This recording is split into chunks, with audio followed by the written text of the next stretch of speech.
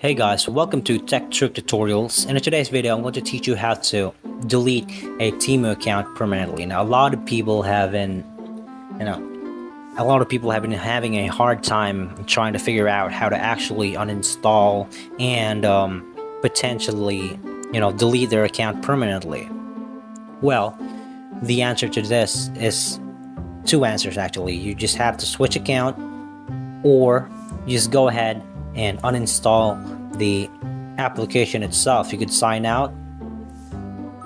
Once you go ahead and sign out, and after you sign out, just go ahead and uninstall the application itself, because what ends up happening is if you stop using your account for more than 3 months, it'll automatically delete the account.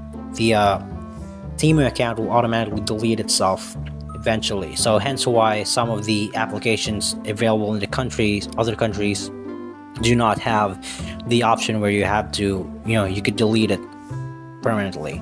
So that's just it. Thank you so much for watching Tech Trick Tutorials, and you guys have a nice day.